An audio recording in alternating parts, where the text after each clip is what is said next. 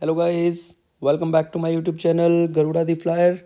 तो चलिए आज के मार्केट का एनालिसिस करते हैं। कैसा रहा आज का मार्केट। ये है निफ्टी 50 इंडेक्स का 1 आवर टाइम फ्रेम। ये कुछ वो लेवल है जो हमने वीकली एनालिसिस में मार्क किए हुए हैं। तो हमारा एक्सपेक्टेशन था कि मार्केट इस लेवल के ऊपर खुलेगा, लेकिन ऐसा नहीं हुआ। थोड़ा सा गैप अप खुला, लेकिन मार्केट ने बहुत अच्छा यहाँ बेस बनाने की कोशिश की है। ये गैप अप खुलने के बाद यहीं पे कंसोलिडेट किया और जाते जाते लास्ट में यहीं से थोड़ा सा रिट्रेसमेंट शो किया है। तो कल जैसे ही मार्केट अगर या तो हमें इस लेवल के ऊपर जाए तब हमें बहुत अच्छा लॉन्ग ट्रेड मिलेगा। इस लेवल के ऊपर भी हम लोग एक लॉन्ग इनिशिएट कर सकते हैं छोटे से स्टॉप लॉस के साथ। और टारगेट्स तो आपको बताए हुए हैं। इन टारगेट्स के लिए ये वीकली टाइम फ्रेम है, इसलिए काफ़ी बड़े टारगेट्स हैं ये। तो शॉर्टर टाइम फ्रेम पे चलते हैं इंट्राडे अपॉर्चुनिटी देखने के लिए। ये निफ्टी 50 का 5 मिनट टाइम फ्रेम है। आज देखिए मार्केट इस लेवल के ऊपर निकला। जब खुला था तो यहाँ खुला।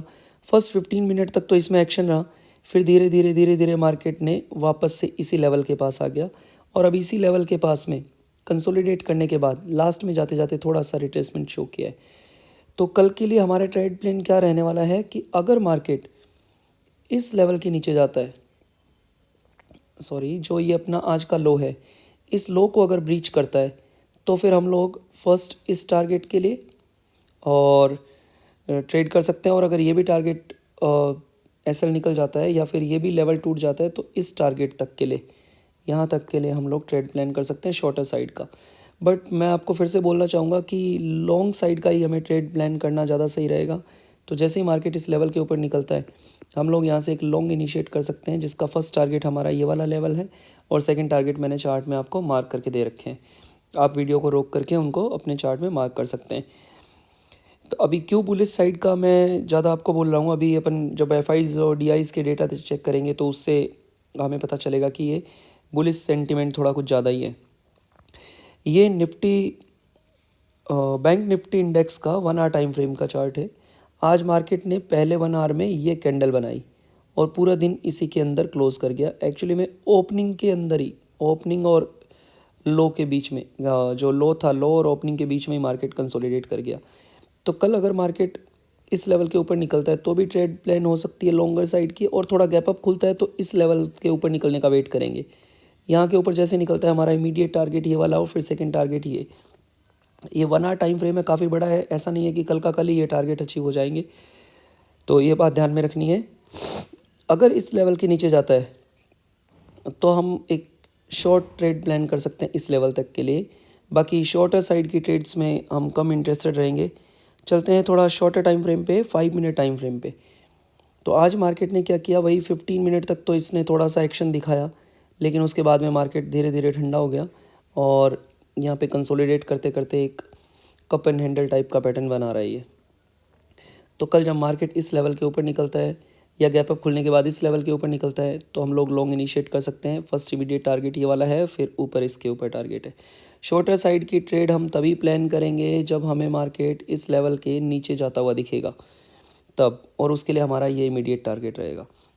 हम लोग थोड़े लॉन्गर साइड की ट्रेड में ज़्यादा इंटरेस्टेड हैं।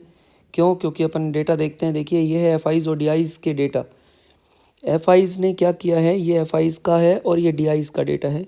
तो एफआईज ने कैश मार्केट के अंदर आज देखिए 3000 करोड़ की, ये देखिए डेटा, मैं थोड़ा जूम इन कर देता हूँ इसको।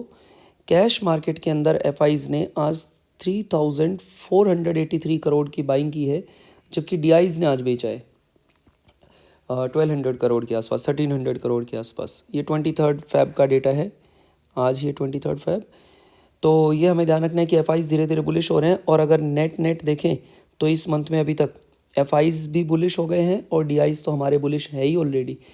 चलिए अपन ये भी चेक कर लेते हैं कि इनका एफएनओ का डेटा कैसा निकल के आया है। एफआईज और डीआईज का, एफआईज का चेक करते हैं। एक्चुअली एफआईज का इंडेक्स फ्यूचर जो है उन्होंने वो भी लॉन्ग किए हैं 686 करोड़ के। कल भी लॉन्ग थे, इसीलिए मार्केट गैप अप खुला।